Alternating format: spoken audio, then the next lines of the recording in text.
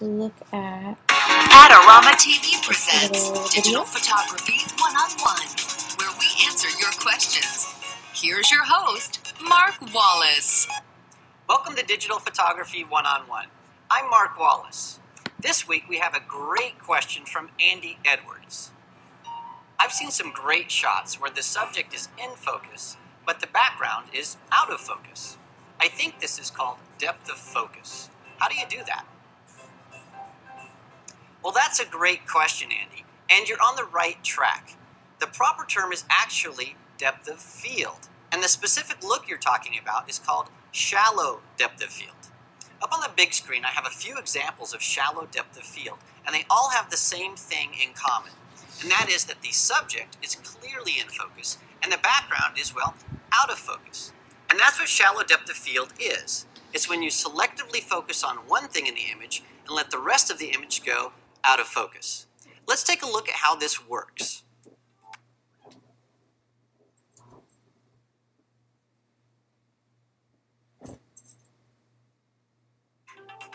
Here I am taking a few shots of my model, Nisha.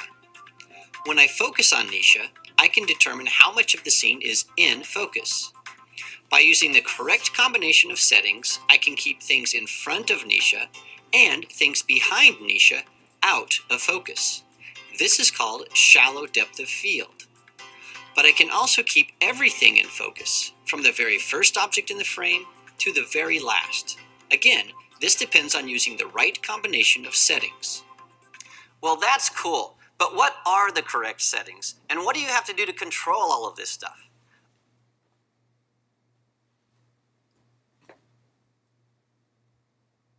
Well, fortunately, the answer is pretty simple.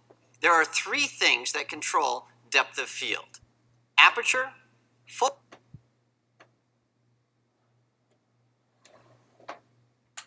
length, and distance from subject. Well, let's take a look at these one by one. First, let's look at aperture. To get a shallow depth of field, you need a large aperture opening.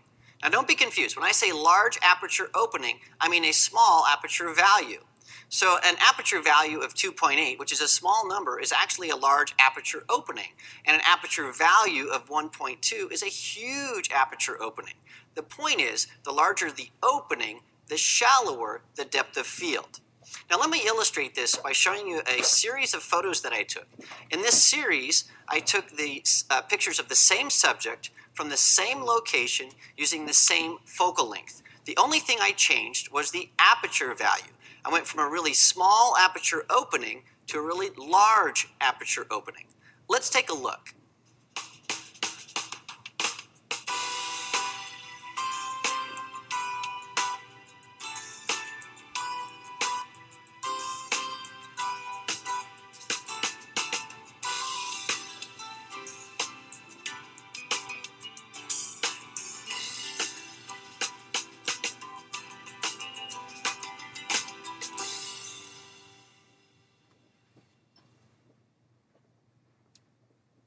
Well, there's no doubt that aperture values have an impact on depth of field.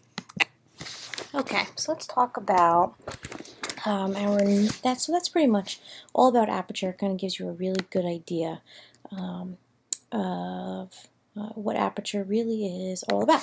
So if we go back to our presentation, this is just another example, a very good example of, shallow depth of field and large depth of field.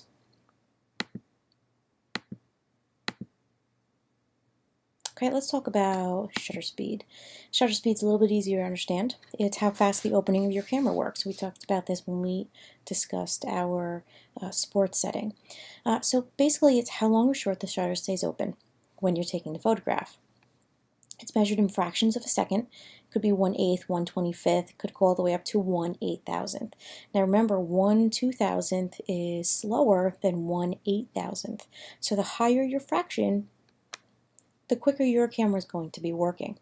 So this is just a pretty simple example. If you have a very fast shutter speed, it's going to stop motion. So this first pinwheel is a perfect example of stopping motion. Now if you're going to be using a slow shutter speed, it will record the motion that's happening with this pinwheel. So a slow shutter speed would allow you to record motion. So a fast shutter speed will stop motion, a long shutter speed will record motion. This is an example that allows your camera to move very, very fast and to really capture something very quickly, like this popping up a bubble. These are examples of slow shutter speed, which captures basically captures movement. Now, if you're using a slow shutter speed, which could be 1/25th of a second, 1 second, 2 seconds, 3 seconds, you can set your shutter actually for pretty long, up to sometimes 30 seconds, or in bulb mode, as long as you can possibly imagine. And so you would want to use a tripod because we're humans and, well, we can't stand still that long, and we shake no matter whether we think we do or not. So this is a good example. Woman simply standing there and train rushing by, and the shutter was open for maybe a second or so, recording it going by. Another example of these are light trails, and you can set up your camera. I wouldn't recommend doing it completely at night, but maybe around dusk time, when it's dim but not completely dark yet, and you'll be able to record the streaming lights flying past you. These are examples of fast shutter speeds. Fast shutter speeds will allow you to capture the motion standing still. So you can see the water droplets here. This is another example, very simple to the bubble, capturing a moment that is kind of indistinguishable to our own human eye. So manual settings. Our shutter speed, again, can give you this cool effect as well. At home, you could use sparklers, you could use flashlights, you can use glow sticks. Any of these things would kind of give you this type of effect with a slow shutter speed and a tripod. You could probably even use your cell phone if you could keep the light on long enough. Okay, let's talk about white balance. This ensures that the colors seen by a photographer are reproduced in the photo, meaning you don't want your whites in your images to look yellow or blue or green. You want white to be white, not bluish, greenish, or yellow. So why does this happen? Well, the reason why this happens is because all of our lights give off color. Incandescent lights, fluorescent lights, they all give off color. You can even buy natural lights these days, where it's supposed to give off as little color as possible. If we take a look inside this image, we can see we have a bluish tint here. We've got a yellow tint here. We've got kind of a light blue tinge here. We have kind of a maroon tinge here. But the one that really looks as though it's correct is this one on the bottom right-hand side, because you can see that the white is pretty white. Up here it's kind of a cyan color, up here it's a little maroony purple, over here it's kind of a little light blue, and up here it looks kind of yellow. So this is when you know you have a color cast. And on your cameras there are options for white balance. It may say white balance or it may say WB.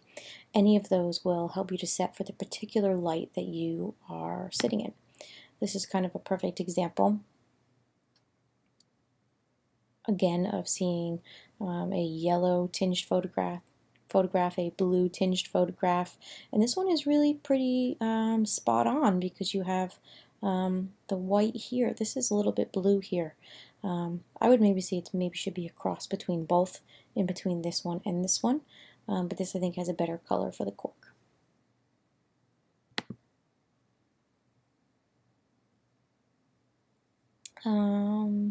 So that's pretty much it for our manual settings, and now that you know how to use all these settings on our cameras, we're ready to take photographs.